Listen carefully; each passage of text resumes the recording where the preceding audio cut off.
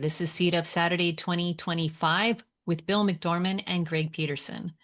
Our topic this year is getting the most seed diversity to the most people. This is brought to you today by greatamericanseedup.org and Seed Up in a Box. Now, our host, Bill McDorman, is owner and co-founder of Great American Seed Up. He's also co-founder of seedup.org and instructor of Urban Farm U. And he's the author of Basic Seed Saving. Bill has committed his life to community-based seed stewardship. In 1984, he started Seed Trust High Altitude Gardens, a bioregional mail-order seed company he ran successfully for 28 years. He authored the book Basic Seed Saving in 1994. And in 2010, Bill and his wife, Belle Starr, founded Seed School, an internationally recognized education program. And then in 2014, he co-created Great American Seed Up. Greg Peterson. Greg ponders, what if there was a garden and fruit tree in every yard? For over 32 years, he created one of Phoenix's first environmental showcase homes for urban farming. He is the co-founder of Great American Seed Up as well, and host of the Urban Farm podcast that has over 900 episodes and 5 million listens. Awesome. Thank you. Thank you, Janice. And we are so excited to be here today. We started doing Seed Up Saturdays, about 5 years ago, Bill? Yeah, the years are flipping by now, but yeah, that's the idea, was to find a way for us all to come together on a Saturday, especially in the morning, inspired by the seed exchanges, CD Saturdays and CD Tuesdays and Sundays that were happening in Canada. But yeah, it's been a while. This is good. Yeah. And this goes along with building really the topic today, which is getting the most seed diversity to the most people. That's been our intent all along the way, hasn't it? That's been underlying everything I've been trying to do. And it's a little talked about goal. It always seems to be caught up, the things that people are doing around seeds, and shorter term or flashy or easier to understand things. But yeah, underlying it, that's it. Yeah. And Seed Up Saturday is really designed for getting people inspired to save their own seeds, because one of the big missings is you talking to farmers and them actually buying seeds every year. Tell us about that. When Belle Starr, my wife, and I started the Rocky Mountain Seed Alliance, we were recruited to start the Native Seed Search regional seed entity for the whole Rocky Mountain West. And call me old school, but I didn't want the whole thing just based on a network that was online, which you set up your email and your capture pages and you build your whole thing. I wanted a real network of people. So we set out, we drove thousands of miles the first 2 summers, went all over the Rocky Mountain West. Every time there was a farmer's market, if it was anywhere close and we were close to the day, we went there, from Salt Lake to Missoula to big ones to little teeny ones, Lander, Wyoming things. And one of the things I would always do is find the farmers. And that's, you recognize that right away, is that for farmers markets, usually there's only 1 or 2, maybe 3 anchor tenants. That's even true in Phoenix. That are actually farming and growing and selling food at the market. Everything else is apple pies and strawberries and whipped cream or crafts or whatever. So I would find the farmers, and my question always was the same: where do you get your seeds? And it shocked me how similar the answers were throughout the whole Rocky Mountain West. We're talking about the West. That gave me 1 of 3 answers, all of them. I don't think there was an exception. Johnny Selected Seeds was number 1. High Mowing Seeds was number 2. And Territorial Seeds was number 3. And I go, but they're not even in our region.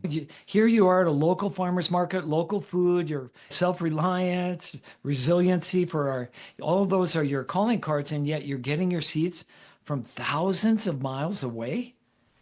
And they said, that's what we do. We've got you would love our rep from Johnny's. They're really good to us, and they've really talked to us and helped us a lot. And some of these entities were spending between $13,000 and $30,000 a year on seeds, depending on how large they were. Well, and the crazy things are, once you start saving seeds, you have a seed problem. You have so many of them. Yeah, you don't have to buy them. It's hard at a farm scale to get to that level, but you can.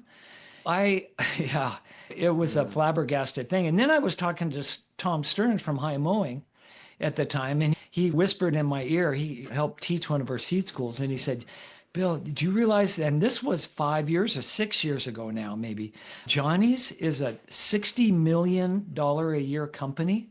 Wow. And they are contract growing their seeds in China. Well, there you go. And so then I thought, wow, this is really good. Here we are, we're building this local food movement, and wow, we're getting our seeds from China. How good of an idea is that today? It wasn't even good 5 or 6 years ago, but today. Exactly. And I asked Tom about it, and he said, we're contracting people in China. And he said, I've been over there, and they're really good people. Oh, I'm sure they Really are. great farmers, and it's a good price. I get all the logic behind it. I just, on a big picture, it just, at some point, there's something missing. And so I think we should all know where all of our seeds come from. And that would be my one hint to all of you today. You can take that away from today forever. Every seed that you buy, every farmer that you buy food from, find out where the seeds come from and challenge them to find out where they come from. It's really more difficult. There's a lot of smoke and mirrors in there. And so that really got Greg and I to double down and to try to get this idea of getting as much diversity while we can into each and every community so that we can begin to get back to the way it used to be a couple of generations ago. This isn't even a new idea. We have a roadmap for doing it. And it just makes so much sense in this modern era. Yeah, thank you. And this is, you could feel as you were speaking that where our topic of today, getting the most diversity to the most people, came from. So thanks for that, Bill. And we've got 3 amazing people. First one is Julia. Julia Dakin is co-founder of Going to Seed, an organization dedicated to promoting seed sovereignty and teaching growers how to adapt crops to local conditions and community preferences. Julia leads initiatives that empower local growers to build resilient, locally adapted food systems, enhancing community resilience and food diversity. Welcome, Julia. I do have to say, Bill, that I got a packet of their education from Julia. Yes, hi, thank you. I'm happy to be here. Absolutely. And I was blown away. Look what I have sitting right in front of me. This is one of the little booklets that they send out with their seeds. There's a packet of seeds in the back and 16 pages of data on this seed. This is amazing. So the work that you're going to hear from her in a bit about this. And so thank you for that. Then Rebecca Newburn is the co-founder of Richmond Grows Seed Lending Library. She created the Create a Library template that has helped thousands of seed libraries launch around the world, literally thousands around the world. She is the founder of seedlibrarynetwork.org and created Cool Beans, Seed Library's newsletter and international publication on supporting local seed projects. Welcome, Rebecca. Hi, good to be here with you all. Thank you for joining us. She's got a lot to say about seed libraries, and we're going to hear about that in a little bit. And then our third guest today is Bevin. He is an award-winning author, owner of Small House Farm, and host of the ever-popular Seeds and Weeds podcast. Bevin and I have traded spaces on both of our podcasts, so you can hear me on his and him on mine. Bevin offers workshops and lectures across the country on the benefits of living closer to the land through seeds, herbs, and locally grown food. He is a prolific author of more than 10 books, including The Artisan Herbalist and his latest, Herbs in Every Season. He's also, as you can see from the slide, the author of From Our Seeds and Their Keepers. That's a book on seed saving. Welcome, Bevin. Hey, Greg. Hey, everybody. How you doing? Thanks for being here. So why don't you all come on and let's just go ahead and jump into our first round table discussion. The way this is going to work today, everybody, is I'm going to throw out a question and we're just all going to take turns answering the question. So Today, we are going to start with what is biodiversity? Bevin. I think that we could just break that word into the two parts that make the word and then understand what it means. So bio is things that are alive, and diversity is a great assortment of different things. So biodiversity would be a great assortment of living things. So if we think about it from a seed point of view, we can see biodiversity in many things out in nature, just all the variations of colors and flavors and aromas that we can get from the plants that we grow are signals of biodiversity. And I think when we were talking about bringing biodiversity into our gardens and that sort of thing, we're talking about a fine selection of seeds, all sorts of different stuff. So if you think about flipping through a seed catalog and we've got 10 different varieties of eggplants, 100 different types of tomatoes or whatever, these are visual examples that we're all familiar with of biodiversity. So I think what we're going to dig into today is highlighting the importance of this biodiversity and why we want to do what we can to preserve and maintain that biodiversity in our gardens and amongst our communities. Perfect. Thank you, Rebecca. It's so funny because I'm a middle school science teacher and our unit right now is on biodiversity. I'm going to snag that and show that because I do thank you. about the biodiversity and the language piece, but also letting them see the examples and really, I think also celebrating the diversity that is left. I love when I took my seed school with Bill, we were talking about we're the people of the pinch. We've lost so much biodiversity. And that's kind of part of the thing is we've had a lot in the past and how do we save what we have as well as offer something to the future for the future generations. Perfect. Julia? So biodiversity allows us to adapt and evolve. And as some things don't do well, others do really well. And we need that or else we'll face a lack of life. So really important for changing and growing and thriving. Cool. And Bill, you want to throw in 2 cents worth? Yeah. Years ago, when I was at Native Seed Search, University of Arizona was in charge of the Mars rover project. And it sent back this stunning picture of Mars, just a barren red landscape. It was in high definition. It was just like breathtaking. And a friend of mine looked at it and goes, "Oh, that would be the perfect place for industrial agriculture. Look, it's already flat. They don't have to kill any weeds. Everything's just ready to go."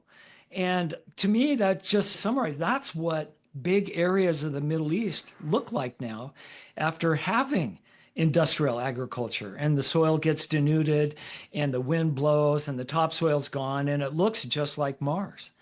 And so if you don't think biodiversity is important or a goal or something that we all should work on, move to Mars. There's no bio. There's no diversity. If you think you can get by without it, look at a world without any of it. And we can see that now. So I just don't want us to be like that. And so I'm going to just throw it right back at you, Bill. Why is biodiversity important? There's lots of stories about this, but the basic day-to-day reason is that whatever food growing system you're part of, it can be attacked by other organisms, biology. That's just how nature works. And when it is, the only way we've been able to keep growing more food than we need is by finding organisms that either attack the organisms that got us or finding and planting crops that are resistant. And lots of times those are out of the way, small scale things, come from different parts of the world. They're part of the biodiversity. And so if you get rid of all your biodiversity, there are estimates that 90% of all the different kinds of crops planted in farms and gardens around the world in 1990 are gone. They're just not being planted anymore. And that we've come to rely on a centralized industrial agriculture that makes more profit by actually getting rid of biodiversity. And if we're getting to this point where more and more the climate's changing more quickly, there's more diseases, more pests, getting more out of control. And now we can't go to the bank, so to speak, and find varieties that are resistant anymore. And so it's up to us to save what little biodiversity we have left and start building resilience into our food systems by doing it locally and getting things that are adapted to where we each grow our food. That's the idea behind all of this. And these three people on the panel are like the superstars at trying to promote that in their own way, internationally even. Yeah, we're going to talk about that in a little while. Rebecca, I mean, I think also with the biodiversity piece is that whole bioregionalism and how things are adapted to particular climates. Julia and I are both in cool coastal California, and we can tell you there are certain things that just do not grow well here. You can try as hard as you want to grow beefsteak tomato, and it just doesn't. It maybe every couple of years you might be able to grow something. We also need to be looking at preserving that biodiversity so that it reflects the conditions that we have as well as the conditions that might be coming down the pipe with climate change. And so looking at diversifying within what we're doing and growing in our gardens.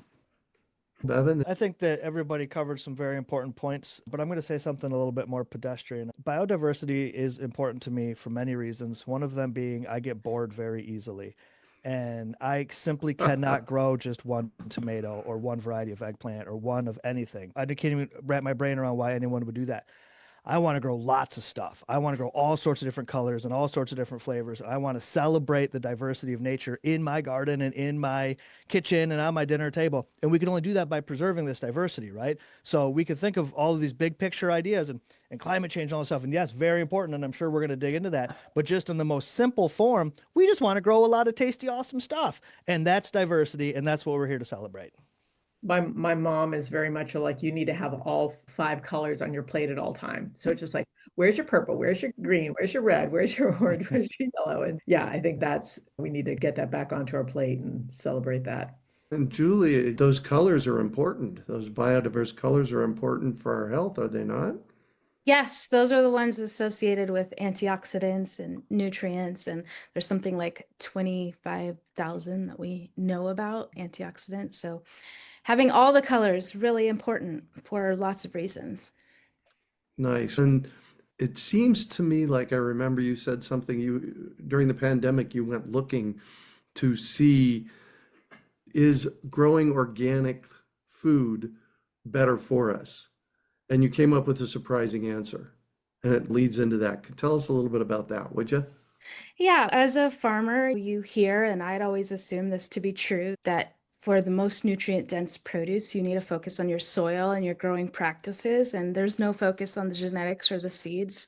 And at a certain point, I was reading a report and going through a lot of data and realized that genetics is much, much more important. It's something like 98% of the factors that influence the nutrition that's in our food comes from the seed and the parent plants and its ancestry. And soil is hard. It's hard to quantify what its effect on the antioxidants and the nutrition is. So I realized there was a huge gap in what I knew and that I hadn't focused on seeds. And I decided it wasn't just me. Most people don't. Most people, especially I think in farming in this country, we buy our seeds and then we buy what it takes and amend our soil and hope for the best. And that's not really the best way to get to high quality food, high quality, locally adapted food sovereignty. Yes, and then there's the growing it yourself and harvesting it as soon as it's ripe. That's its most nutrient dense, and we talked about that many times. Yeah. Awesome, awesome. Hey, Bill, Amy wants to know the number of species from the 90s that are no longer around. Can you say just about 2 minutes worth on that? Oh, yeah, Colin Curry, who worked at the National Seed Storage Laboratory in Fort Collins, which is our national seed bank, said something really profound once. He said, it's hard to count what you've lost. You can't count it. It's gone. So there's no way really to answer that. And so the statistic I cited came from the United Nations Food and Agricultural Organization, and it was a general observation that in the time they had been active in farms and gardens and helping people around the world, in 1990, they observed that about 90% fewer kinds of varieties were being planted overall than had been in the 2 generations prior to that. So that's where that number comes from. And at the time in the 70s and 80s, there were all sorts of numbers being thrown around. We've lost 86%. They've gone extinct. All the varieties of vegetables, the small regional varieties that really didn't have a profitable place in larger seed companies. That was part of the dynamic and the reason why we lost things. Also, Western chemical and pharmaceutical companies selling seeds all over the world, selling their 3 or 4 or 5 patented varieties of things. And so all the local varieties that have been there for ever were just pushed aside and died. That was part of the process that got us to this observation that about 90% of the things that we used to see are no longer here. And we've seen, in my lifetime, we've seen a huge renaissance and turnaround in that in the United States since the 80s, 90s. And again, Rebecca's played as big a part in that as anyone I know. Yes. And getting people to not only find, but start to exchange and cherish the varieties that say only work in Northern California, or where I grew up in Idaho at 6,000 feet. It got to the point in seed catalogs, there was nothing in the catalogs that would work where I lived. And yet you go back a generation and people were growing and saving seeds for things that worked there.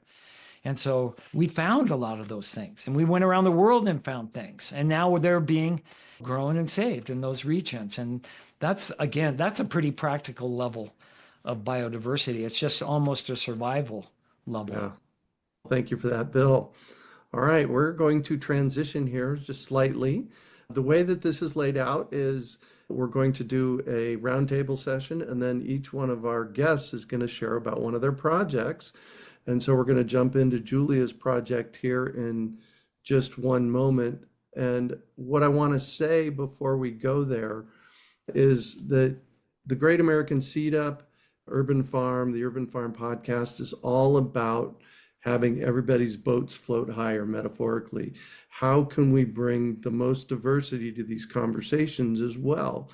And so a big part of what I do with the Urban Farm podcast is I give people a platform to share, even if it's sharing something that we also do at Urban Farm. And because as far as I'm concerned, the more the better. So welcome, Julia. Tell us about your local seeds coalition. Yes, thank you. So the reason that you've never heard of this project, and probably almost nobody on this call has, is it's really brand new.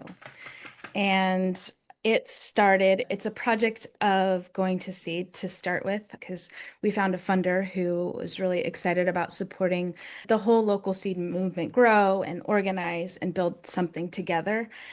And it started because this feeling of having to explain over and over again to the public why seeds matter, why they're important. We have to, once they get it, local food isn't necessarily local unless it's from local seeds, as Bill was just saying. That should be obvious, but it's not. People never thought of it before.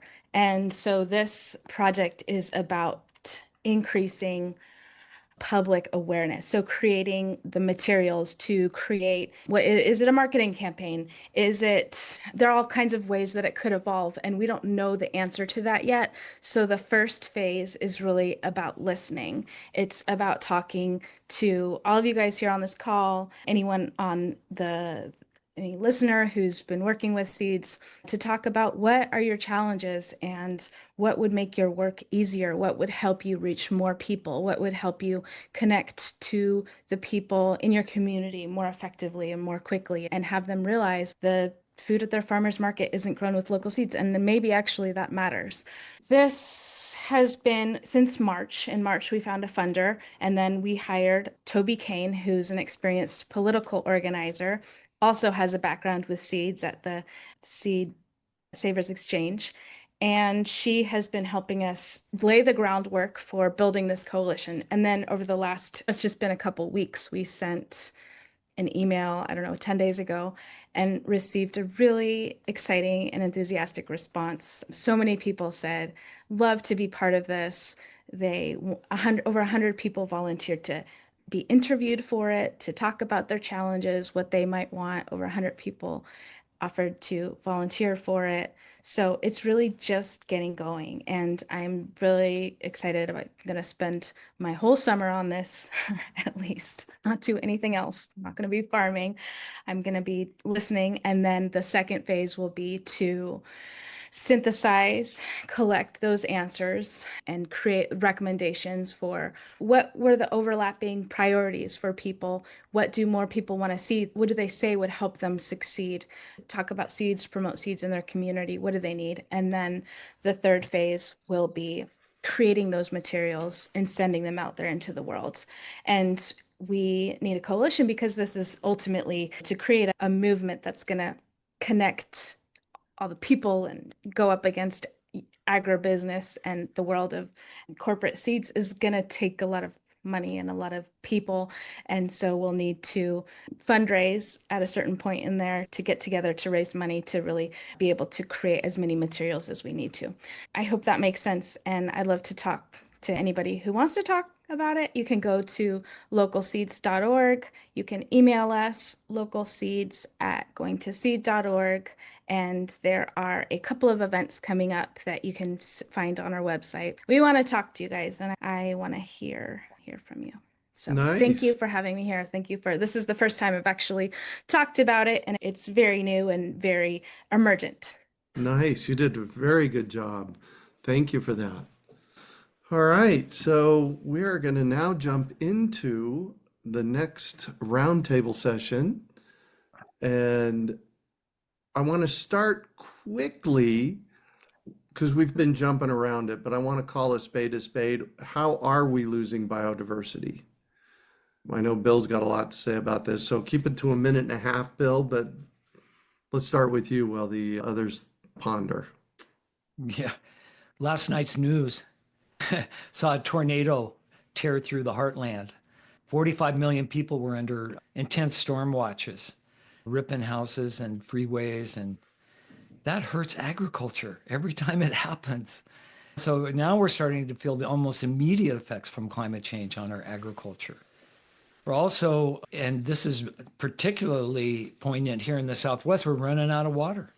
Nobody's really, we can't, the compact that holds together the Colorado River water is about to expire, and we can't come to any new agreements, and it's oversubscribed, and we're in maybe 100 or 200 year drought. I know the Ogallala was predicted 20 years ago. The Land Institute was started because of predictions of it running out of water. And I read the other day that 1 million acres was not planted in the Midwest last year because the wells are going dry and the Ogallala is starting to shrink back. So those are all ways that we're losing the ability to grow food and the biodiversity that went with it. So those are just immediate traumatic. And largely, I guess I'll just summarize by saying the system in place to make a profit growing food is fundamentally flawed in that it does not take care of long-term values like biodiversity. If you're going to maximize your profit, then you're going to find the best variety, find whatever chemicals or pesticides it takes to get your crop to grow, and you're going to do that. That's still the dominant model, and that is primarily driving still the loss of biodiversity. What you were making me think about, Bill, is the importance of communities really stewarding their own seeds. And that this is why the seed library movement, and Bevin is doing great work around seed libraries in his community in Michigan. But we're the ones that are going to be protecting those seeds and figuring out how they work and adapting to our local conditions. Another thing I think about is how can we do some more of this community breeding projects? I know Seed Savers Exchange has some, Experimental Farm Network has community breeding projects. I think about like how can we together explore things like dry farming, where I'm in California, we're a very dry climate as well, and how can we see what varieties will respond to low water inputs. I think about the book by Gary Paul Nabhan about farming for hotter, drier climates, and thinking about, can we be reading some of these books in community, and what wisdom can we start incorporating into our gardening clubs and into our seed libraries?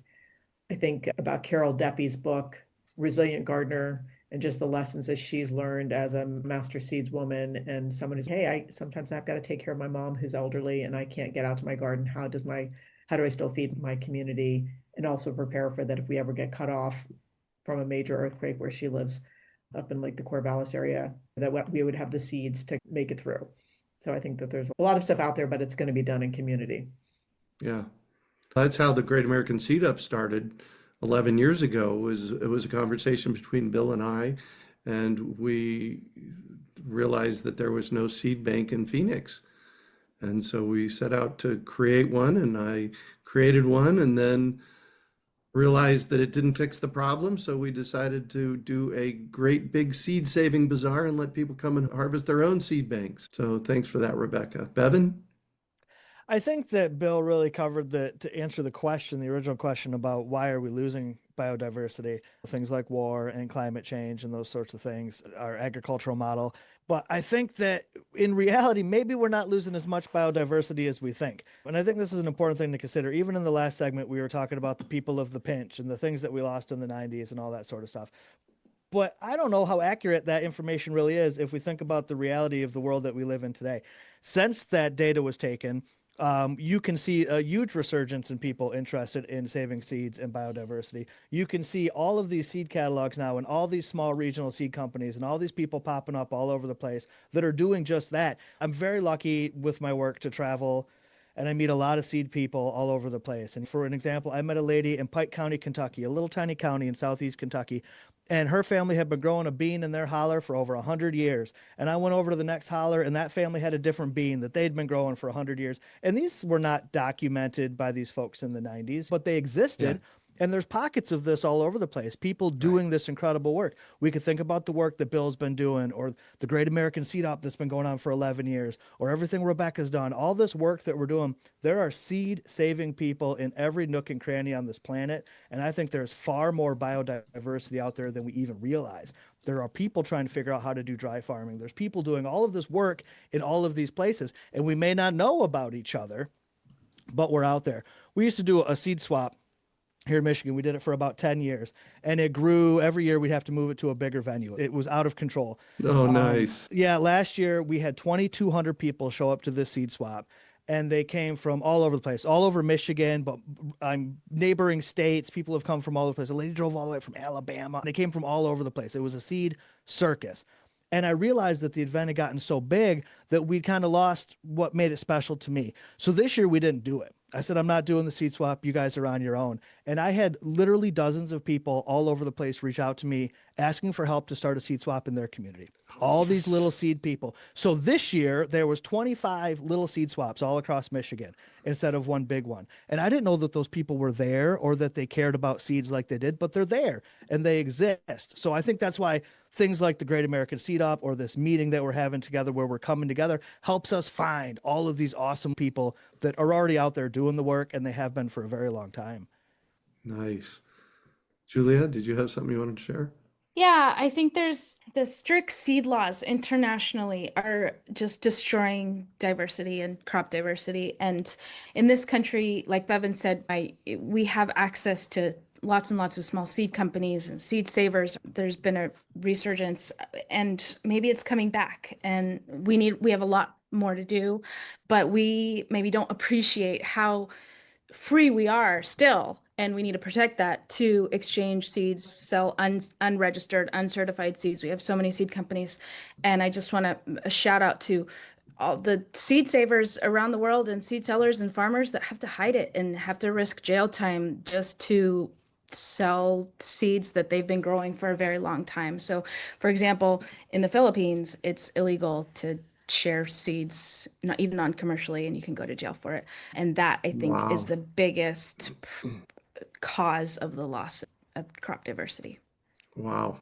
Yeah, I didn't know some of that. Thank you for sharing that. And the next question is, what are we each doing to build biodiversity?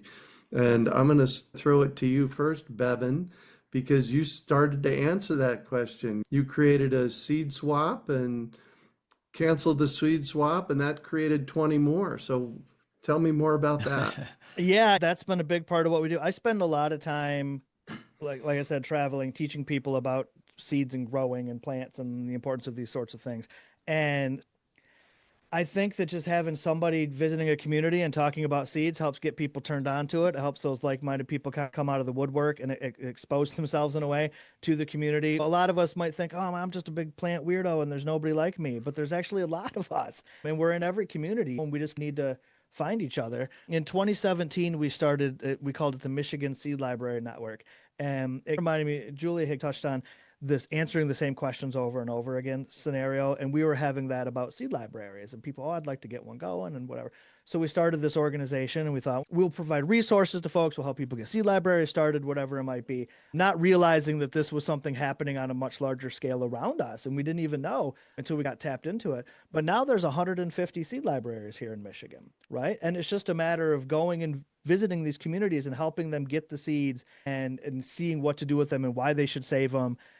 And we all know there's a multitude of reasons for why we want to save our seeds, but I think one of the ones that excites me the most is that community that we build around seeds. When we get like-minded people together and we all come to each of us today, you know, we're all coming from a different place and for a different reason. The overlap in our missions is so significant that we can see eye to eye on many things, even though we may not in other avenues of life. That doesn't matter. The seeds is what brings us together.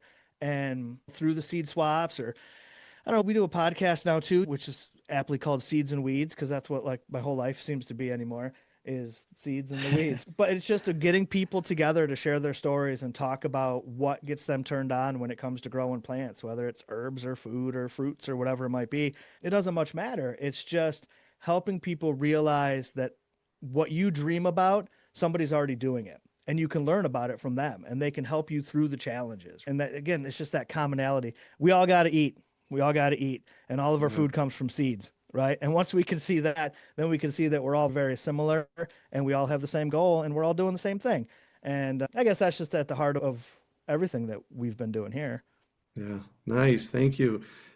So, Julia, tell us about one of your projects about building biodiversity. What are you doing? The going to seed share is a great way for people to get lots of biodiversity and seed diversity. And how it works is people send in their seeds that have been growing in a certain way. So going to seed started as an online course where people were learning about adaptation in their community, starting with several varieties in the landrace gardening style, Joseph Lofthouse. And then they would send us seeds, and then we mix those seeds, not willy-nilly, but a curated mix, and then put those in envelopes and make them available to anyone. And that was because what we were teaching through the course and what Joseph has in his book, it could be expensive, right? You need seed varieties from different places. You need to buy a seed packet of each. And so this is intended to increase diversity that people could have free access to and get that packet into their garden, grow it. And nature does the first selection, right? Some of them might not make it, some of them make it, and then you would do the second selection. What do I really love? What's really the colors that I want to see? And then save those seeds. And then after even a couple of years, even after 1 year, it changes. That population shifts towards both what your area likes and what you like. And so it's really an example of how diversity can evolve in each garden, for each person, and each population will change. I want to point something out here that's really cool about this project. What you did is you had people send you, in this case, here's a corn packet seed, one of your corn, you had people send you corn from all over the country, and you mix it all together in a big bowl and then packaged all those seeds up. So I might have a seed from New Mexico and a seed from New York and a seed from Idaho that I go out and plant. And one or a few of them are gonna like really catch on and do a great job. And those are the ones you want to save. Did I get that right?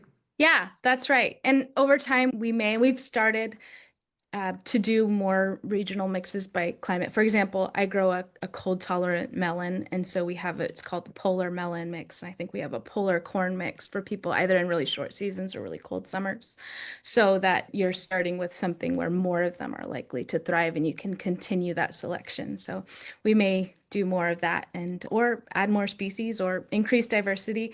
The person in charge of that project is Anna Maritz, and she makes those decisions in collaboration with our seed stewards who are in charge. We have one per species, and they make decisions together about, are we going to get seeds from the gene bank? How do we increase the quality and diversity and even sometimes specificity of our mix and make something that'll be really exciting and valuable for people? I want to jump in really quick and point out the significance of the preservation of biodiversity and how it makes this project work so well. By what you're doing is working to increase biodiversity, and it's possible because of the indigenous populations that have saved very diverse mixes of crops. So we have cold tolerant this and high altitude that, or whatever it might be, because indigenous people have been saving seeds just like you're describing for thousands of years, which has allowed this diversity to be preserved in order to do the work that you're doing. And that's really awesome. Awesome. Thank you for that, Bevin. So we're gonna transition right now, Rebecca, and we're gonna pick up after the break with this question for you. And I'm gonna throw it to you, Rebecca, because I want you to talk about your special project that you want people to know about. Yeah, we have so many special projects. I keep this. I think we all, don't we, Bill? That's Rebecca's middle name since the day I met her. But I just picked a couple of things, and I thinking about how people on the call might benefit from different things. So one is seed swap resources, and I'm glad Bevin brought up the whole idea that there were all these individual seed swaps in his community. So on the Seed Library Network website, which is seedlibrarynetwork.org, we have a seed swap toolkit. And one of the things that I've noticed by going to seed swaps, especially when I was a newer seed saver, is sometimes I would get something like a sunflower. I was really excited to get Hopi sunflower and do some dyeing with it. And I planted it had absolutely no dye properties because it had cross-pollinated. Because the person who shared it with me didn't really understand that, and neither did I as someone going to a seed swap and getting those seeds, even though it was labeled Hopi dye, the black Hopi dye sunflower. And this is Julia and I created this Embrace Diversity poster. So when you go to a seed swap, and these are all downloadable signs that you can put at a seed swap, and it tells you what is likely that's being shared that's going to come out as labeled, what is possibly crossed, and what's most likely not as it's labeled. And so it just allows people that are sharing, as well as people that are getting things from a seed swap, to know if I really care about getting a specific variety of squash, I really need to know if this person hand pollinated. And if I'm not really concerned about that, I'm more embracing diversity, then I know it's going to be somewhat in this range, but there might be a lot of flexibility in terms of what I'm getting, and I'm okay with that. But at least people can make informed decisions when they go to the seed swaps. Also about how do we, when we're at a seed swap, what information should we put on a label? And the same would go with a seed library. So these resources can also be used by librarians to post in their library as well as on their website. And all of our resources are in the public domain. For example, like when you take something from a seed swap or a seed library, make sure you put the common name, variety, or description, the year that it's grown. So for example, if you're taking something and they're onions and they're not doing really well, and all of a sudden you realize, oh, these are 3-year-old onions. Onions have a very low germination rate after a year or two. So it's like, that's the reason, and not your watering ability. And then also how many seeds. We also have like, what's the appropriate quantities to take? And that might vary from seed library to seed library, but at a swap, it's just some general guidelines of what would be appropriate quantities to take. And then we have these signage pieces around 4 tables, the onion family, so people can organize their swap by families and people can see what's available in that family, as well as is it likely to be diverse or crossed. And then just real briefly to mention a couple of the other projects we do. If people are wanting to, if they are part of, like if they're a master gardener or they run a seed library, we have resources on One Seed, One Community, where you as a community share out something that's important to you. Basically, it's a way of walking people from seed to seed on how to save seeds, but also hopefully increasing seed returns so people know the process of how do you go from seed to seed, but also how would you return seeds so that other people can borrow your seeds next year. And so it's a way to get people on. And we usually start with something really easy, such as a bean, which comes out true to type. However, lately we've been working with Julia going to see, this is at Richmond Grows, where you can see our seed library on the left. And we've been doing more genetically diverse mixes. So we've been like, we are doing Maxima at this point, and it's a genetically diverse mix, and we're allowing people to add in other Maxima squashes that they have that they like into the mix. And so we're going to then select based on that. So that's just a project we're working on. And it's been a lot of fun to do it. And we had a squash tasting the last time we did it. And then we used that information to figure out how we wanted to mix the seeds. Yeah. Nice. So I want you to spend 1 minute, and for maybe somebody who doesn't know what a seed library is. Oh, sure. So a seed library is a place where people can get seeds for free, often in some place that's publicly accessible. And there's no expectation of returning seeds, but obviously that's the way in which they become self-sustaining and locally adapted is people actually save seeds. And it's just a model that people have done for a long time, is sharing seeds in community. And this is just a modern way of supporting people that maybe have lost that tradition to reconnect with it. And ours is in a public library, but some are in churches and some are in synagogues and some are in Fire community. stations. There, I saw one in a cemetery. I saw one in a cemetery garden the other day. I was like, what? Wow. And they're all over the place. So it's a community project, and as people decide how it works for their community. And so we have all the resources you need to start a seed library at seedlibrarynetwork.org. And we even have things about how to do one in a school, like I'm a middle school teacher, or in a college. And so there's also native seed library gardens. So we have whole resources on that, or herb seed libraries. So there's also a lot of people, there's not a lot, but there's people that are doing special collections as well. And so we have specific resources around dye plants and all those kind of offshoots. Nice. And we're going to come back to you on the previous question here in a minute, Rebecca. And Bill wrote and created Seed School Online. And I knew about Seed School in 2011 when I went to the week-long Seed School in Tucson, Arizona. That's ultimately where the Great American Seed Up came from, was a conversation that Bill and I were having. And it was literally, I went and spent a week in Tucson and learned about seeds all week. And over the next 3 or 4 years, Bill and Bell distilled Seed School down into 9 lessons, Bill? I think I forget the number, but yeah, it fell out into its own pattern. Yeah. So we created through Urban Farm U our Seed School Online. You can find it at seedschoolonline.com. Tell us a little bit about Seed School, Bill. It's always a pleasure for me to be with Rebecca because that's how we met. She came to the very first Seed School. Oh, and nice. it was such an outlandish idea. We had been to a permaculture course, and the idea was that, wow, we should have a permaculture-like course, 10-day course or whatever, around seeds. There's enough information or whatever. And so I spent about half a year. I actually broke my hip that year cycling. And so I had to sit on the couch for 8 weeks. Oh, wow. And during that period, did a lot of research and actually wrote up a curriculum that was based a lot on work that John Navazio was just developing for the Organic Seed Alliance when they started that. And I actually went to one of his presentations and got to meet him, and he was very encouraging. And so we said, let's do it. Belle Starr, my wife, was an event promoter. It wouldn't have happened without her being able to organize it. And we did it at our house in Cornville. And lo and behold, the people that showed up it ended up being this phenomenal gathering of people. Rebecca was there, and Toby Hemingway showed up, and Steve Peters from Peters Seed. It was just this incredible thing. But feedback, it was too long. So we ended up shortening it to 5 days. And we did 5-day programs. And I think you came to the one in Tucson. I did them all over the place. I even went to the Philippines and did one. And learned a lot. Always take the feedback, make it better. My goal was, and we got to the point where we did this quite a bit. Somebody would raise their hand in the class and ask a question. I go, you know what? That's what we're going to cover next. We got an idea of how the information would fall out.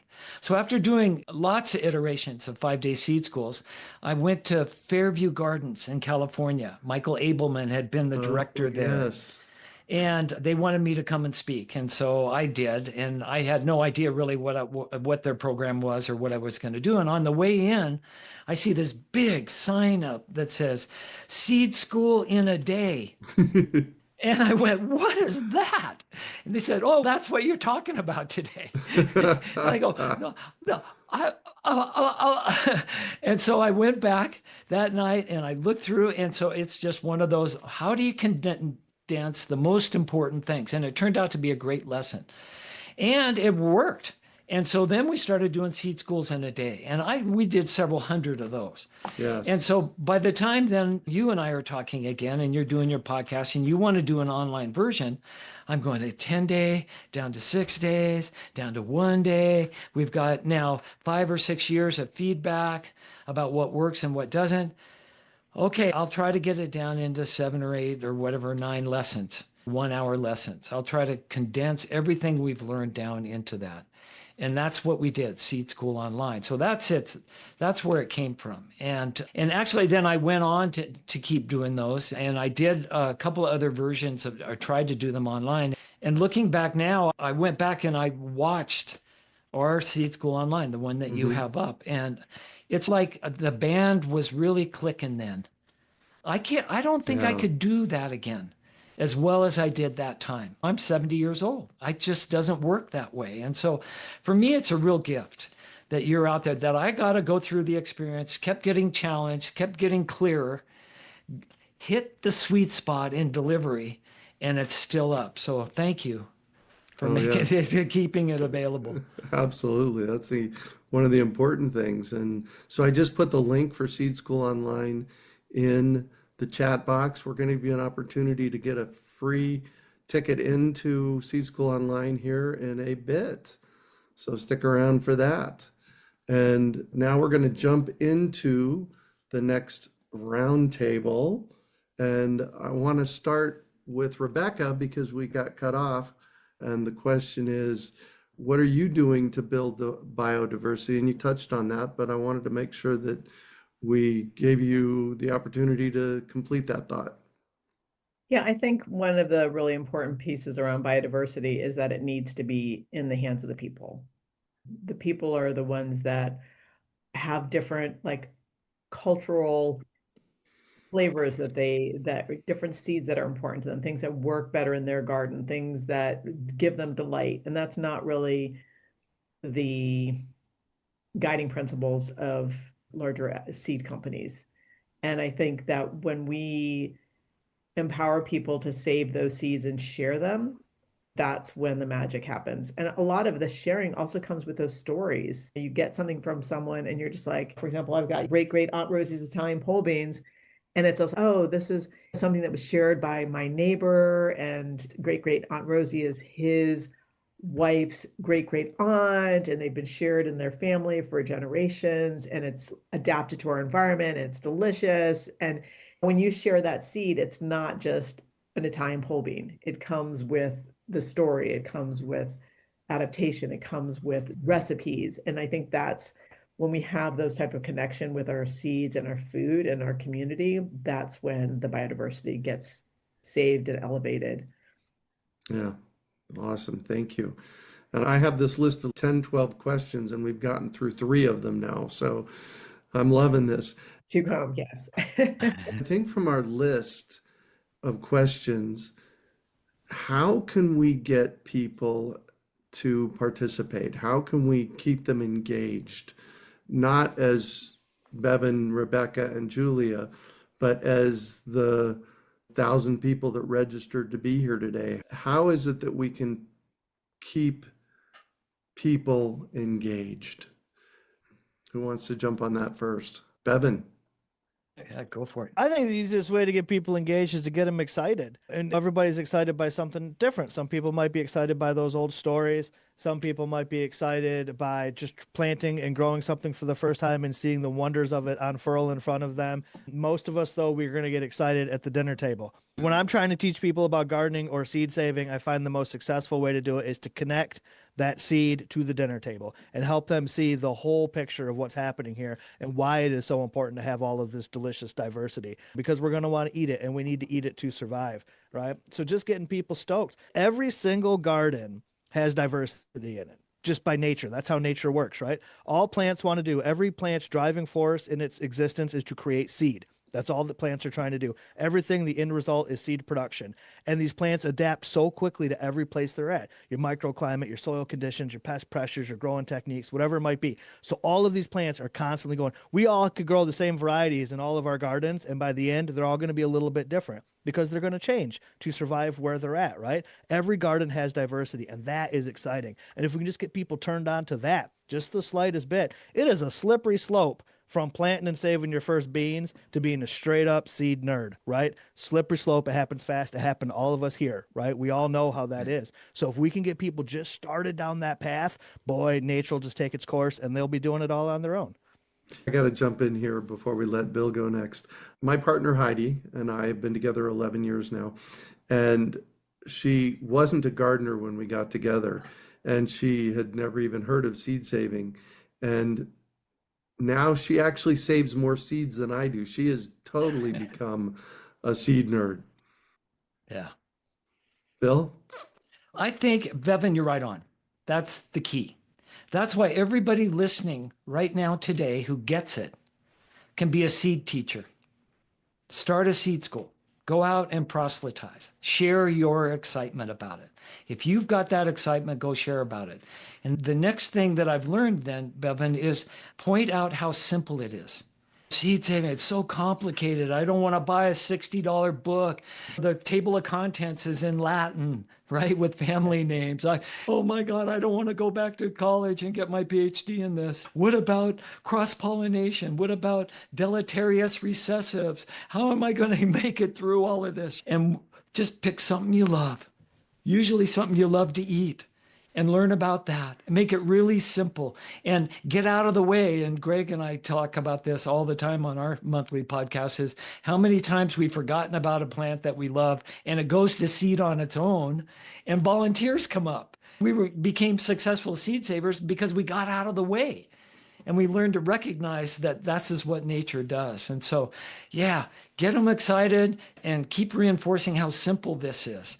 And then, yeah, that slippery slope, man, it's what got all of us. That's going to be the real problem.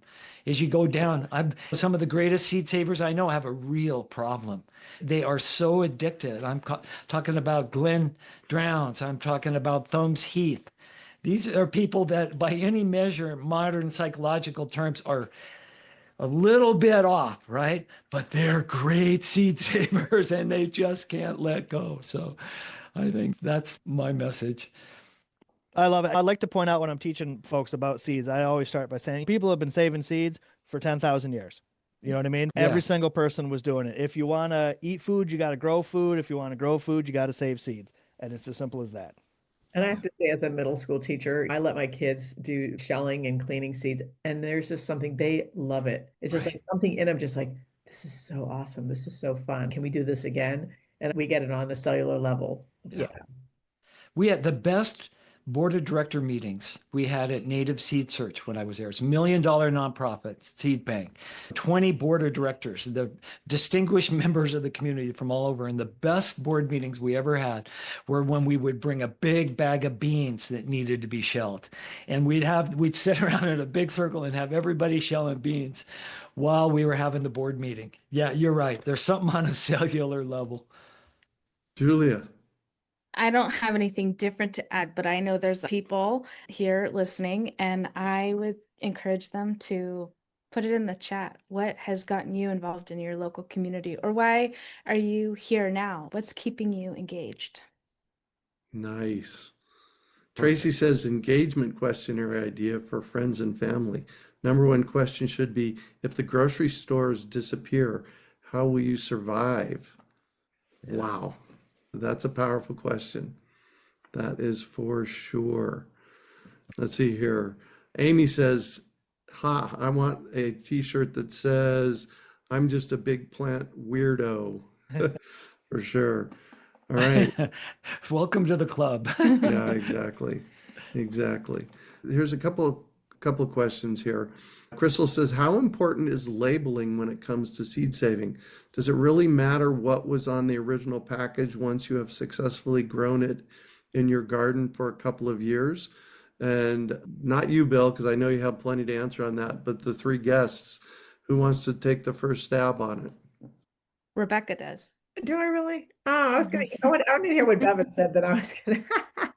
Okay. I was trying to be silent because I keep talking. So labeling is very important. Label, I stress this with folks all the time, how critical it is to label, not only for yourself, because you're not going to remember next season, but for anybody that you're going to share those seeds with. The more information you can put on that label, the more success the next person with those seeds will have with it. Some of the information that's on the seed packet that you may buy might not be as critical, because there might be some stuff about planting depth and spacing and that sort of thing. And gardeners we can figure that out. But things like, of course, the variety name is important, or the species is critical. no matter whether you care about cross-pollination or not, that's an important detail, right? So some of these details are very important to include. The more information you can put on a label, the better. I always say default to your local seed library. Whatever your local librarian wants on that label, that's what you should be doing. Librarians are the most organized people on the planet, so they know what data they need, so that's what we should be doing. Awesome. It's so funny because whenever I teach the seed saving class, the mantra is label. And it's okay if we embrace diversity. So if you go down that road of you let things mix, or you started with a genetically diverse mix, that's fine. Just label it so people can decide, do they want to go that way, or are they really interested in something that's got very specific traits? We are really super excited at the Seed Library Network to offer, and thank you, Julia, for helping us with this. A guy in Wisconsin, Braden Ricklin, made this auto seed wrapper that is a Google spreadsheet. And we went in and we redid it. So it's got a drop down menu for common species. So you can like coriander, and it has the scientific name, it has planting instructions, it has sunlight requirements, it has seed saving requirements. And you can just go into it and just type what the variety is and the year and a description of the variety. And then you just say, I want to print label number 5, and it will give you these. Wow. So this is what it has. And so it's got, so here's we have ours in English and Spanish because we have a large Hispanic population.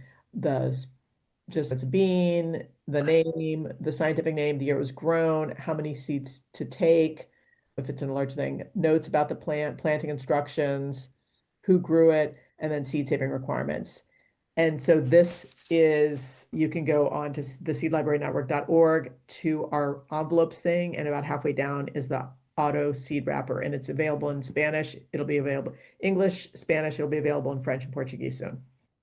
Wow. That's awesome. So a library can do it. And then it's nice because next year I usually grow the same stuff. Next year I'm like press 5 again, but now it's 2025 and last year and next year. So it's just so easy. And we have it in this size 2.5 by 4, all these different Avery label sizes as well. Yeah. So Well, and big saver.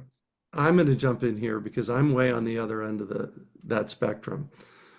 Don't label. And I know you're here too, Bill. One of my favorite things to do in my garden is just let the seeds spread themselves. I'm not even saving the seeds. I'm just letting them plant themselves. I have a pot of basil, and if you've listened to our seed chat and me on podcasts in the past 3 or 4 months, I have a pot of basil that I started 3 years ago here in Asheville. And at the end of each season, I take the seeds, drop them in the pot, leave the pot out all winter, and it makes more basil the following year. What are your thoughts, Bill? The best answer I heard was I read in Carol Deppe book. Dr. Carol Deppe taught genetics at Harvard for 25 years before she retired and went home to be a home gardener and seed saver and seed breeder. She wrote a book called Breed Your Own Backyard Garden Vegetables. And I think that in there, and she addresses labeling. She said, label everything except those things you don't have to. All right. It's up to you to find out what those are, with the little warning that don't let labeling get in the way of your passion, your joy, and your ability to garden. And I think as intellectual creatures, especially coming out of a computer world now, I see too many depressed gardeners.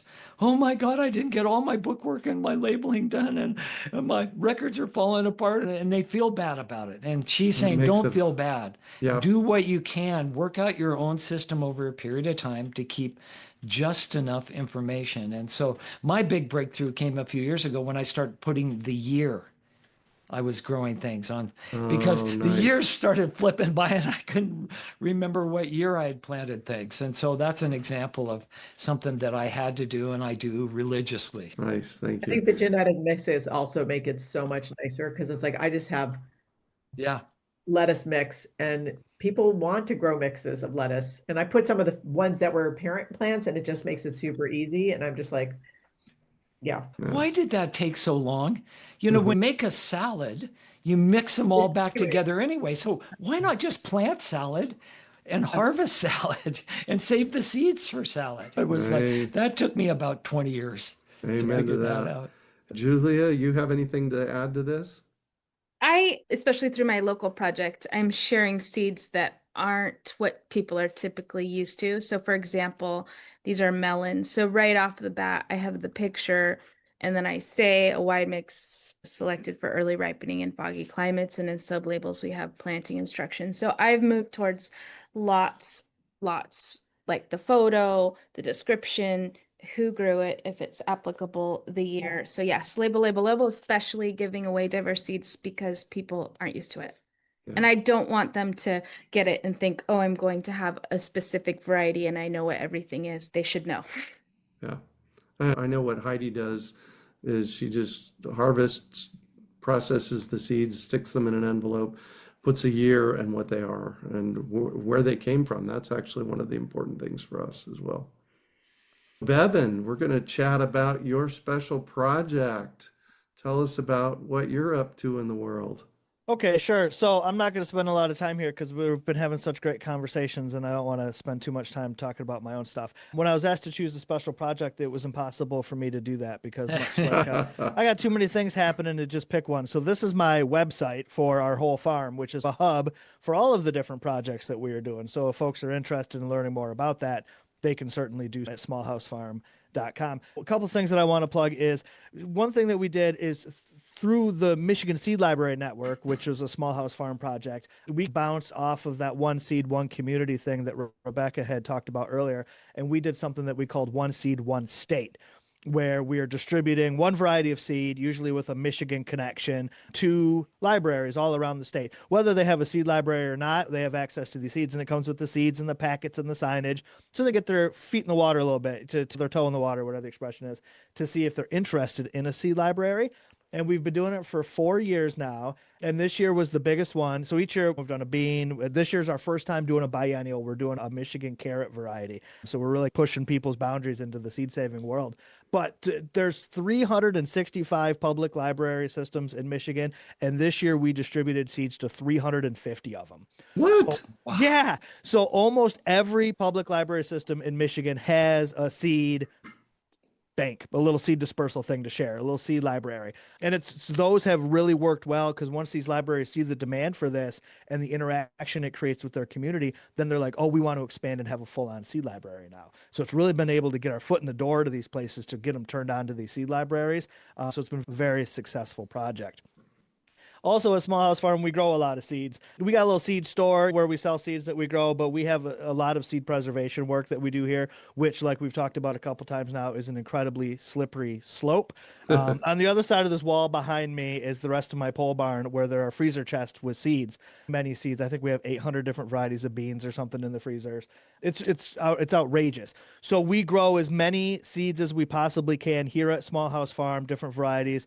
We offer them for sale through our website. We use them to stock these seed libraries. We do a lot of stuff with it to preserve this biodiversity because I encounter these seeds all these places that I travel. People send me seeds in the mail. I have a freezer chest now that has the entire seed collection of Thane Earl, who is a seed saver from Wisconsin. You might remember Thane Earl. He's most well known for introducing the world to the Amish paste tomato. That's his big claim to fame, but he grew hundreds of varieties of tomatoes, hundreds of varieties of many things. And I have now acquired his entire seed collection now that he's passed away. And it's got its own dedicated freezer just for that. So what it's created is far more seeds than I can ever grow. So what we're trying to do is just get seeds out to people as quickly as we can so that they can grow them and save them and share them with their communities because this is fun stuff. These are cool varieties. This is interesting history. They're tasty. They're beautiful. They're great. And that gets people excited, right? So we're getting people turned on to growing, but we're able to use that as a way to then create all of these preservation models. Because we all know the greatest seed bank is in the soil, right? Planting those seeds and saving those seeds is a way better place to put seeds than in a freezer. Give me a break, right? So we got to get the seeds to the people. So if people want to connect with us and learn more about the things that we're doing here at Small House Farm, there's the website. There's a lot on there. There's links to my books about seeds. There's all sorts of stuff. We're not going to spend any time on that. Let's get back to the group conversation. But I appreciate you guys having me here to plug my stuff. So thank you for that. Awesome. Well, like I said, it's all about making this work for everybody. I had a project in Phoenix. I used to call it 10,000 Urban Farms in Phoenix. And people would say, what happens when there's competition? And I would say, first of all, We need about 80,000 urban farms in Phoenix in order for there to be feeding Phoenix. And when we're feeding Phoenix, then we can talk about competition and bring it to the table, man. Let's share it. It's good. I don't think there really is competition. I think that's one of the fallacies of the world that we live in. We're all trying to do the same thing. We're trying to feed people. Yeah. We're just doing it in different ways. Exactly. We're working together, really. Yeah, amen to that. So we're going to transition a little bit here. I made a 3-minute video about 6 months ago on our seed up in a box. And this Great American Seed Up, we do it every year in Phoenix, Arizona. If you're close to Phoenix or in Phoenix, definitely come and check it out. It's a bulk seed bazaar. We have over 100 open pollinated seeds in popcorn buckets in a room. And when you check in, you get a check sheet with all the varieties on it, and you get to go around and scoop up your own seeds. And it is an amazingly fun thing that we do. And when COVID hit, we had to transition a little bit, and we created, thanks to Belle's prompting, what we call our seed up in a box. And so Janice will roll that video talking about a seed up in a box. Bevin, can you talk a little bit about the freezer seed bank setup? I can get just 1 minute, and then I'll do 1 minute. 1 minute. Yeah. So our setup is not as fine-tuned as it probably should be. So it involves freezers, boxes, labels on all of the things that are in there. So all of the packages are labeled. They go into containers that then are labeled. So I've got a tomato box and a greens box or whatever that then go into another box. And then there's a spreadsheet. We use an Excel spreadsheet. So everything's got a code on it that lines up to the spreadsheet to help us keep track of it. It's our homemade version of the way that Seed Savers Exchange keeps track of all of the seeds in all their sessions. But they've got 80,000 sessions or something, a ridiculous amount. And it's just a mini version of the technique that they use, but there's always room for fine tuning it. Being an avid gardener, I am not the most organized person. That's not in my skill set. So I'm sure that there's room to tune it in. So I'm excited to hear what you're going to say about it, Greg. Well, and I was actually going to go to the logistics of it. When I did my seed bank in Phoenix in a freezer, I bought a used freezer, and the seeds went in the freezer in jars, because freezers definitely can bring humidity in. And Yes. when we're saving seeds, we want to do cool, dark, and dry. And so freezing seeds is just fine. And so I would stash them labeled. In this case, I would label them. I would stash them labeled in the freezer in a sealed jar so the humidity can't get in. That's a good way to do it. That's really important. You're right, to make sure that these seeds stay dry. A lot of the small samples of seeds that we have are actually like in pill style bottles, which have a nice seal on them. Yeah. Some of them are in jars. Some of them are in vacuum sealed situations. Some of them are in double Ziploc bags. There's a lot of different stuff going on in there.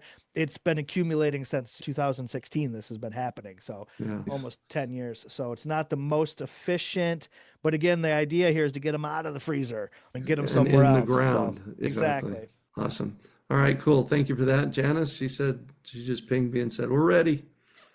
My name is There we Greg go. Peterson, host of the Urban Farm Podcast and co-founder of the Great American Seed Up. What if there was a new way for you to get bulk, inexpensive, open pollinated seeds that you could use in your garden or share with your community? What if you could get jumbo packets of seeds for an amazingly low price? This is what the Great American Seed Up is all about.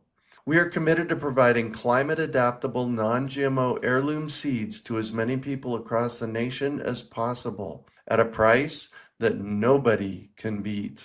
With our seed up in a box, each variety comes in a bag with 10 servings. The word serving is the term we use as one person's portion of any seed variety, or our version of what would be in a packet of seeds if we sold them by the packet.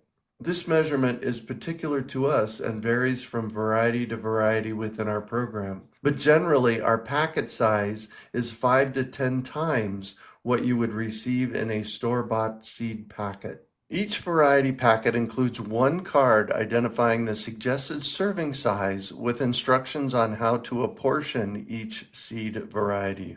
Plus, each variety bag also includes 10 seed cards. This is our method of providing the information found on typical seed packets and includes cultivar name and planting instructions. These fit nicely in the single serving bags that are included with each variety. As an example, let's talk about basil. This is a package I bought at the store the other day for $2.89. When I opened it, I found a half a gram of seeds. Our 10-portion bundle of basil comes with 40 grams of seeds. This means that each jumbo packet that you make up contains 4 grams of basil seed, 8 times what you would get in a standard packet of seeds for a mere 80 cents per packet. You do the math. Your next step is to check out our Seed Up in a Box varieties and bundles at greatamericanseedup.org. Awesome. Thank you for that, Miss Janice. Bill, so when COVID hit, we had to transition because we couldn't get together in person. So Bell came up with this idea of doing a Seed Up in a Box. And our basic bundle is 25 different varieties of seeds times 10 packets or 10 portions per seed. And I believe they run about 80 cents a packet. And the reason we can do this is a majority of the cost of a packet of seeds isn't the seeds, it's the marketing and packaging and everything goes along with it. And so that's why we put this together for community gardens, for people who've used them for wedding favors. I have a guy every year that does a community dinner, invites 9 friends. Everybody brings a potluck dish and they separate seeds. Can you tell us a little bit more about it, Bill? Yeah, my experience in the seed business for 28 years was that about 90% of the cost of a packet of seeds is the packaging and the system it took to get them to your big box or through the mail or whatever it is. And in that, I noticed in your video, it says at a price no one can beat. The reason is we take away the need for all of that middle stuff. We don't do the packaging. We let you do it. We provide enough stuff so the end user can end up with a packet of seeds with the card in it, but we don't do that work. Also, we go farm direct almost. The way we were left with the remnants of a great seed production system before it became owned, 60% of it became owned by multinational pharmaceutical and chemical companies.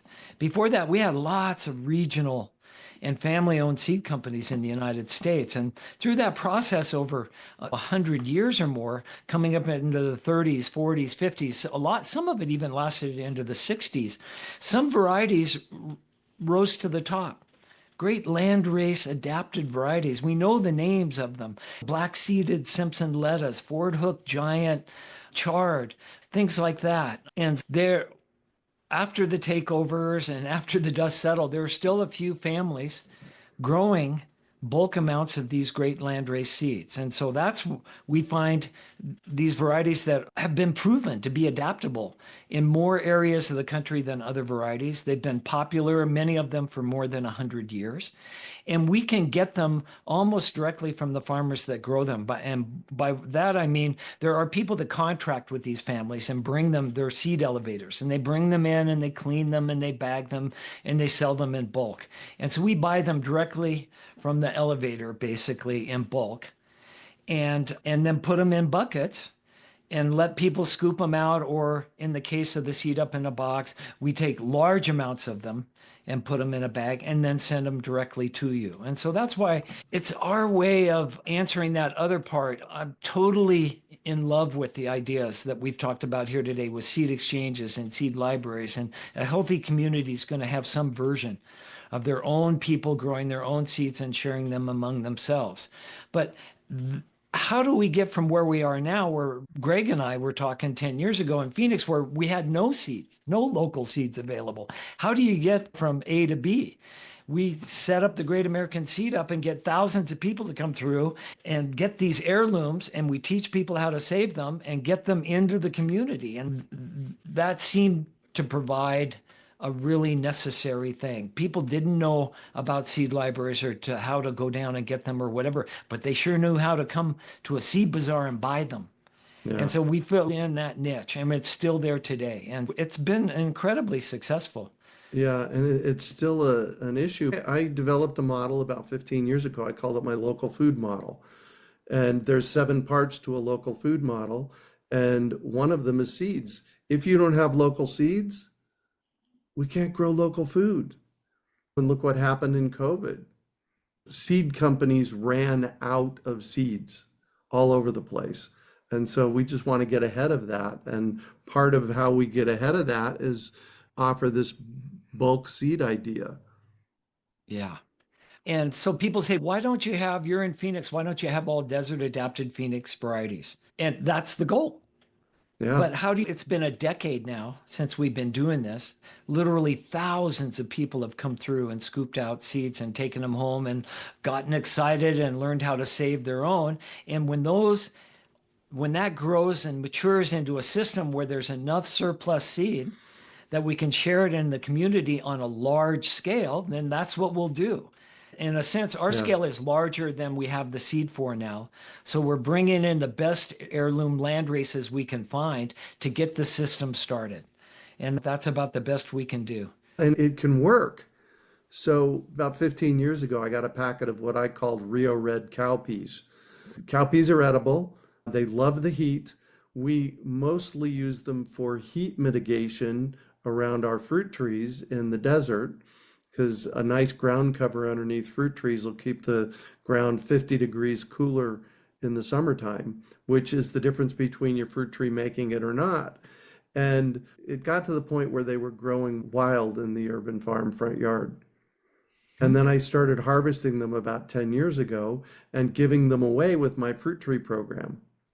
And now what's happened is I don't live in Phoenix anymore, and there are other people growing cowpea seeds, donating them back to us. We process them and we give them away to other people. So it does work. Again, Bevin said it best, just get people excited. It's a slippery slope and they're going to get swallowed by it somehow. And so these are all different methods for doing that. When I got started and had my small seed company, there was no place you could go and get bulk amounts of seeds to get a whole community up and running right away. The excitement was there. And so that's why all these tools are really, really, really important. Yeah. I'm proud of this whole movement now. Big time. So I got one more 3-minute explainer video. This is Belle and I talking about how the Seed Up in a Box happened. And then we're going to come back and take more questions for the next little while. So are we ready, Miss Janice? It looks like we are. Thank you. Welcome to the Great American Seed Up. My name is Greg Peterson with Belle Starr. The Great American Seed Up was created by Belle Starr, Bill McDorman, Kari Spencer, and myself in 2015. Normally we do it in a room twice this size. This room goes way farther along, and it's a seed saving event, a seed education event where you can come in and scoop amazing seeds for an amazing price. The cost of seeds mostly is in the distribution system and the packaging itself.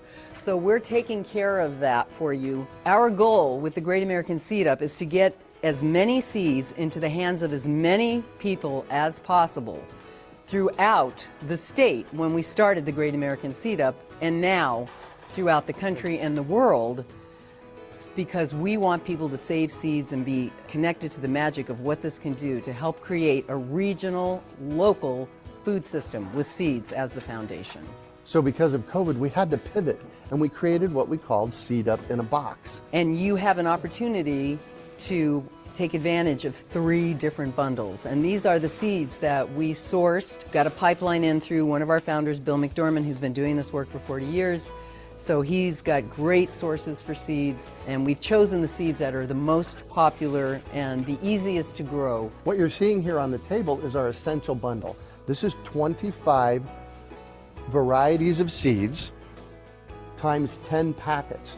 And your job, once you get this, is to split it into single packets. So we give you all that you need, instructions, all the packaging, all the seeds to be able to make up 10 bundles for your friends and family. This is about the size of a packet of seeds from maybe a regular seed company. This is the size of a packet of seeds that you would get at the physical Great American Seed Up. This is Seed Up in a box. This is 10 portions. This is amazing. And these are jumbo packets of seeds. In the essential bundle, you're going to get herbs, you're going to get lettuce, you're going to get peppers, tomatoes, beets, Swiss chard, squash, lettuce, cucumbers, cilantro, all kinds of amazing seeds. 25 different open pollinated, non-GMO varieties for planting and growing out in your yard. There are no other opportunities like this out there. This is really a unique opportunity, and we've done all the work for you in terms of the variety and the education and the program and how to organize it all. So the reason that you should buy Seed Up in a Box is to invigorate your local community seed economy. Because with local seeds, you have local food. And this is a screaming deal. Plus, it comes with education. So go to greatamericanseedup.org, check out the website, check out our other videos, and buy your seed bundle.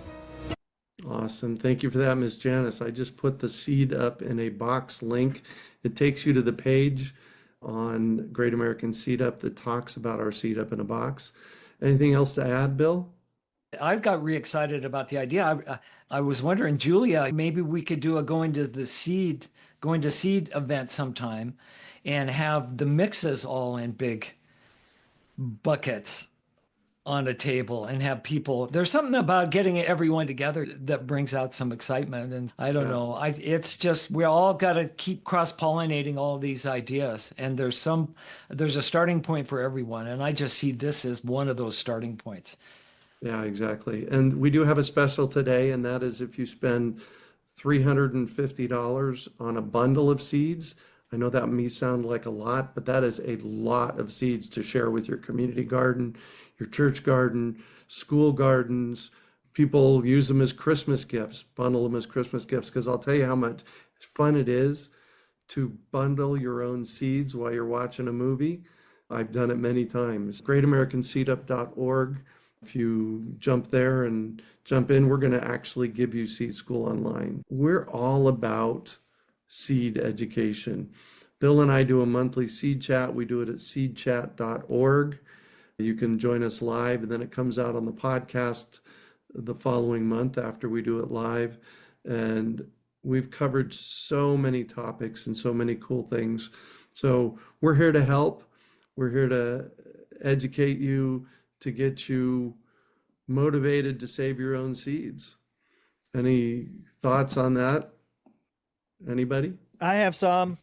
Please. Yeah, good. Let me just say how cool this is, what you guys are doing here. And whatever's bringing somebody to want to get their hands on some seeds, your box is doing it all for them, right? If you're looking to get yourself a community garden started, it's everything you need. If you're looking to start a seed library, folks are always trying to start a seed library and they say, where do I start getting my seeds from? Well, right here. It's a one-stop shop for all the seeds you need. It's literally a seed library in a box, right?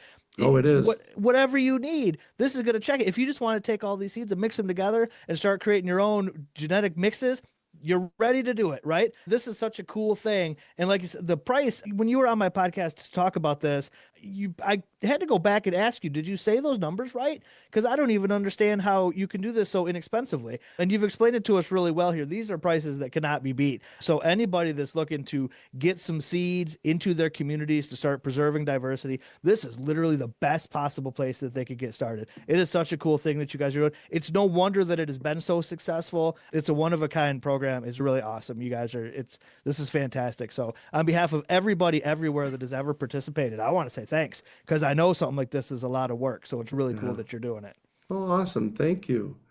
Thank you. Janice says we supply several seed libraries. We do. We also supply several people that buy a bundle every year and have a potluck and spread the seeds around their community, because the bottom line for this is to see how many, and it started with the conversation, I like 10,000. It started with 10,000 seed banks in Phoenix. Like, how do we do that? And how do we do it inexpensively? And these packets of seeds are 80 cents a piece or so for a jumbo packet. Go ahead, Bill. I was going to say, everybody can do a little exploration in seed economics if you don't believe the prices. So I used to go to Johnny's because they were big enough to sell. You can buy a 1/10 of a gram packet. You can buy a 2 gram. You can buy a 1/2 ounce, an ounce, a pound, 10 pounds. And so if you get into back when they were selling open pollinated seeds, they would charge $2 or $3 for their packet size, $4 or $5 for their 2 gram packet. Then it was about $9 for an ounce, but you could buy a whole pound for $21. And then that even gets multiplied more if you buy a 50-pound bag. You get the price down to about 29 cents a pound for lettuce seed in some cases. And so that's what we do. We get them in 50-pound bags because that's what the seed elevators, that's their economic. That's where they make the best. They've got these big machines. They sew up these big bags. And so we get them really cheap. We have to pay for the shipping, and then we have to rent a warehouse year round to keep all of this stuff. We have to do germ tests. So there's some other expenses, but that's why the price is where it is. But we're just mainlining the seeds and cutting out all the middle people that were normally in the way of you buying your seeds directly. Thanks, Bill. And Greg, you sent me a box of seeds, and it was just the quantity and the quality was great. And all the like thoughtful little bags and the inserts were perfect. And we've given them out and added them to our local seed library, our farm. So thank you so much. And I really agree with those quantities are amazing and generous, and it's all just so thoughtfully put together. Thank you. Yeah, they're definitely designed to super energize our local seed economy. Joey, so we got a couple questions here. Joey says, what is the biggest constraint or issue that seed libraries face? So this would be for Rebecca. I think getting seed returns. And when we did our census recently, so if you have an open seed library, you would go to seedlibrarynetwork.org and then go to the map piece and add yourself to the map. And what happened was when I was redoing the website, I was looking at photos to put on different cabinets. And what I noticed is that there were very few seed libraries that had any information about returning seeds and saving seeds. There were a couple that had maybe some seed saving flyers, but there wasn't a lot of information about the whole process of how do you return? So people are like borrow, save, return, but that whole, and how do you do that and what's the process was really lacking. And I think one that the auto wrapper is a great way to make it easier for people because they've got the seed saving instructions. But I feel like having information about how people can return the seeds. And then we are also offering a free, downloadable, I'm going to revision it. It's up already, but it's a seed saving and community class. And so that other piece is how do you educate your community? And a lot of people, to have someone go and teach a seed saving class, Bevin can go and probably just, he's been saving seeds. He can just go out and teach it off the top of his head. But a lot of people don't feel comfortable with that and want a little bit more structure. So we have a PowerPoint on our seed on the website where people, if you have a master gardener or someone who saves seeds, can just take it and make it their own. And it's all license-free images and everything like that. So I think that offering seed saving classes and finding someone, but saying you don't have to do it everything from the beginning. Here's a structure, and so people feel a little bit more comfortable teaching a class because they're not creating everything from the start. I visit probably 50 seed libraries every spring and then another 50 maybe every fall to do seed workshops with them. In the spring, it's mostly planting and planting. And then in the fall, we do hands-on seed programming. Because you're right, absolutely, that is the most difficult. There's thousands of people that show up in the spring for the seeds, but a lot less people that show up returning seeds in the fall. And it really is that education component. So anything that can be done to help people feel more comfortable trying to save seeds from, even if it's just from one variety, it makes a big difference for sure. And I think what you'll notice is that when you do have someone actually, for example, if they participate in a one seed, one community thing, once they step over that threshold and they identify as a seed saver, they're with you.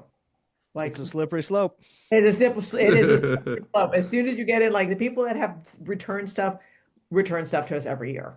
And so that's the part that's nice about it. You just need to get them over that threshold and figure out what are the barriers. And I know some of the stuff Julia is doing is what's going on that's causing people not to be able to return the seeds. I think also when you have seed swaps, to go and really make a connection with those people that are your local seed savers, people that are bringing seeds to share, and being like, hey, we would really love extra seeds donated to the seed library. And if you have stuff, like, think about us. And so I think that there's other ways to connect with people that are already doing the work and make that more integrated into the Cool. library. Got it. Yes, Bill. The only way to get to be an experienced seed teacher is to be a seed teacher. So get over your uncomfortableness. Yes. Everybody here can be a seed teacher. You need that excitement and passion, and you need only one other thing, really, I've learned in my career: honesty. So that when somebody asks you a question that you don't know the answer to, you're honest. You say, I don't know. And in fact, that's my favorite moment now in seed classes. There's always something that we don't know that gets asked in a seed school. One exception, I went to one seed school where every question was answered adequately. And that's when Joseph Lofthouse came to a seed school in Idaho one time, and he answered every question there. Doesn't mean he knows everything, but everything that was asked, he knew the answers to. But otherwise, it's a rare thing. And so I love it when people ask me a question I don't know the answer to, because then it becomes adventure. Hey, together we can find out in our community what the answer is. And that's how this thing evolves. We shouldn't be expected to know how 10,000 years of seed saving falls out completely. Nobody knows that. And there's so many quirks in each little individual community. There's no way for us to know it all. So be humble, be honest, be excited, but it's the most important thing we could all do. Get out and educate. And I just want to say, the last time I talked to Justine Hernandez from the Pima County Library, Seed Library in southern Arizona, she told me, and this was like 4 or 5 years ago now, they had just crossed a threshold and had 50,000 packets of seeds returned that year. Wow. All right. That took community education. Every community can be that way. If it's not working, then that's where you should put your energy. Awesome. Thank you. So let's go ahead and wrap this up with a final thought. Bevin? Plant some seeds, man. I think that just ultimately comes down to the purpose of everything. And plant a seed, find a seed, whatever you love, and watch it grow. Even if you don't want to save the seed just yet, just watch that thing grow from seed to seed, and you're going to want to save that seed. If you didn't want to when you started, you will by the end. Grow a seed, save a seed, share a seed. That's all I got to say about it. Nice. And just so everybody knows, in the chat box, there's seedlibrarynetwork.org, going to seed.org, smallhousefarm.com, and our seedupinabox.com link is in there. Rebecca, final thoughts? Yeah, I think that whole find something you love and fall in love with it. Just find some seed, some plant that you just adore, and just have a relationship with it, learn from it, connect with it, talk with it. And the other thing I would say is embrace diversity, have fun with your garden. And I love what Bill used to say in the seed classes. We eat our mistakes. If something doesn't come out as planned, it's okay. You just don't have to save the seed from it, just eat it. But I think that whole point of like really enjoying and doing what we love and getting our hands in the dirt is a really healing part for us and our communities. Nice, nice, nice. Julia? I'm grateful for you guys to sharing this platform and giving space to this conversation. So I look forward to doing more of that or in the future. And thanks everybody for coming. It was really fun. Nice. Thank you, everybody, for being here. I love doing this. This is my Urban Farm Podcast is a passion project to get the word out about this stuff. Thank you all. And Janice says, one final slide. Okay, bring it on, Miss Janice. And while she's doing that, I want to thank Miss Janice for being in the background and managing all of the technology. These things go smoothly because of that. So thank you for joining us. We'll get you some emails in the next few days with the replay. As soon as it's processed, we'll get it out to you. And if you want more information and the bonuses, go to seedupinabox.com. So thank you, Julia, for showing up. I'm sure we'll be in communication. Thank you, Bevin. Thank you, Rebecca. And always fun to play with you, Bill. Yeah, thank you. Yeah. So, all right, guys. Thanks, everybody. Thank Take care. you. Bye-bye. Bye.